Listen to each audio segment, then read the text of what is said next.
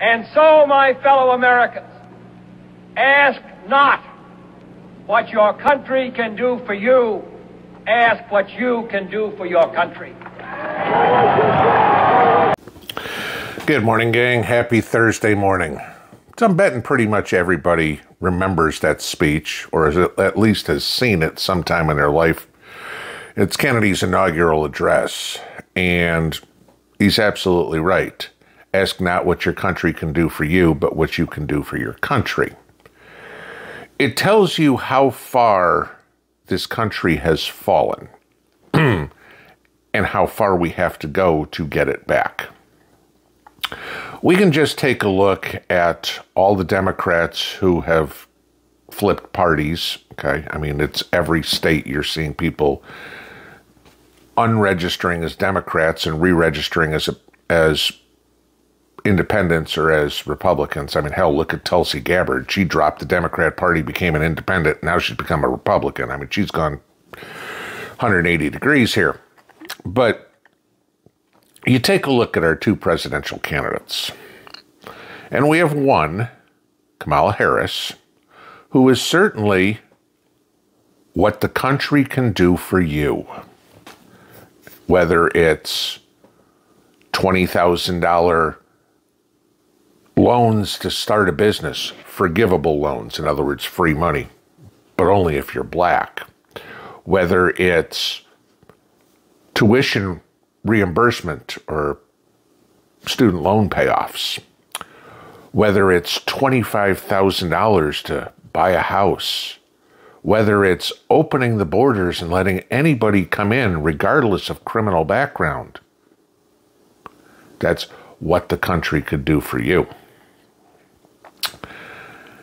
And then you have Donald Trump, who is a billionaire, really doesn't need this job. You know, he could be playing golf every day on one of his many golf courses, living in his mansion, playing with his grandkids and doing whatever. But no, he wants to do something for the country. He wants to save it. This is the difference between the two candidates. There's no doubt in my mind. We have one in Trump who's hell-bent on all of us working together, and one who is cut in the cloth of Barack Obama, who divide.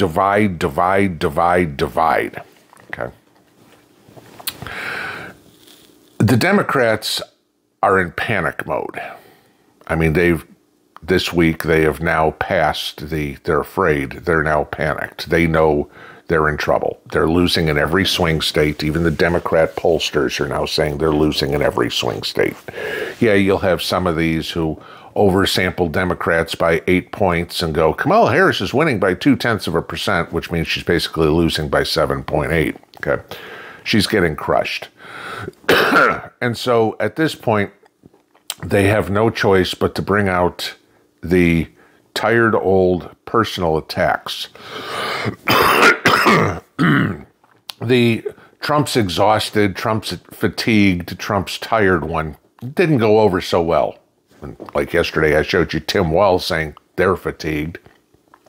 When Kamala Harris had to take a day off yesterday, less than 2 weeks before an election, and I'm tired, I need to take a day off from campaigning, because your campaign's doing so well that, you know, you can afford to take time off. Got it. Okay.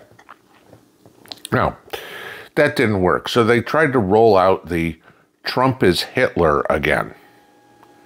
And I get a kick out of it. It pisses me off because there is practically no more insulting thing that she could say than that. Not to Donald Trump. To a lot of us citizens, to a lot of us voters who lost family in World War II. Maybe some of you lost family fighting the war. Maybe some of you, like me, lost family in the concentration camps. Hitler didn't only go after the Jews, guys, okay? Hitler also went after the Poles, the Slavs, the Gypsies, etc., etc. Poles, Slavs, my background. Yeah. Auschwitz. Been there. Yeah, I have.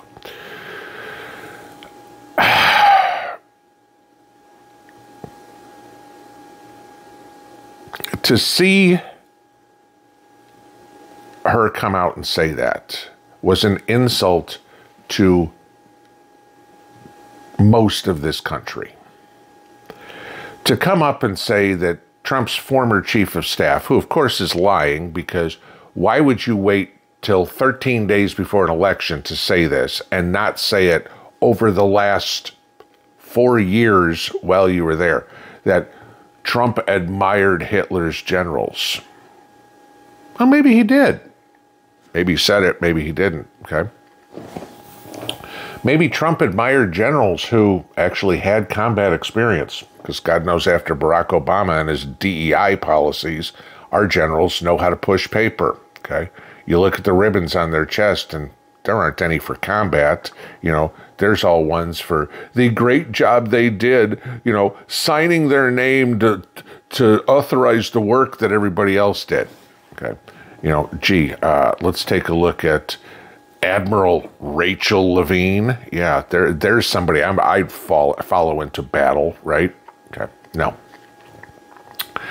And then you had the other great debacle from yesterday, right, cut straight from the cloth of E. Jean Carroll. Some model supposedly said that, or says that Trump supposedly molested her back in the 1990s when she was introduced to him by Jeffrey Epstein. Now, there's no question that Trump knew Jeffrey Epstein long before any of the Epstein Island crap came out. Okay. But it's funny how this model waits 30 years to say this and does it again 13 days before an election. It's funny because after I read that yesterday, I thought, you know what? I'm going to call up CBS and NBC and ABC, and I'm going to tell them the stories about Kamala Harris trying to give me a blowy. And all the news stations basically said, you wouldn't stoop that low. Yeah, pretty true. Not the story, just the analogy. It's humorous to see how desperate the Democrats are, but it's also very scary. Literally, with the comments coming out of the campaign, the Harris campaign right now, they are enticing one of their mentally deranged supporters to take another shot at Trump.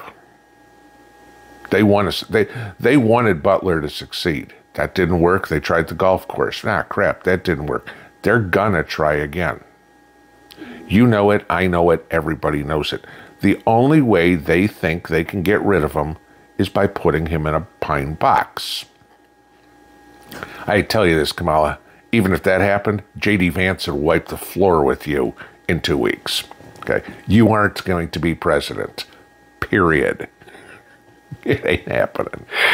Okay, so even if you cheat, you won't have the United States. You'll see secession started the second year inaugurated.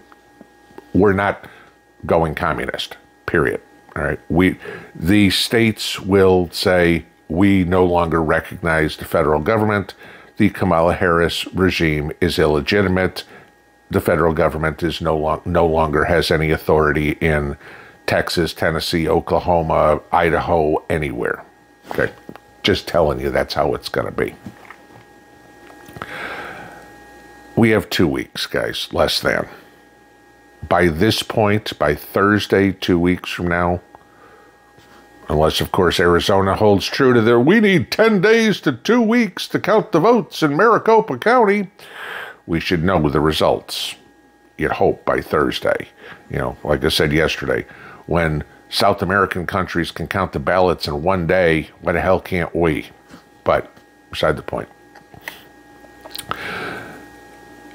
Just get ready. They're desperate. They have less than 2 weeks. They are going to pull out everything they can, including the ammo box. Stay safe. pray for Donald Trump and get ready, because life's about to change real soon.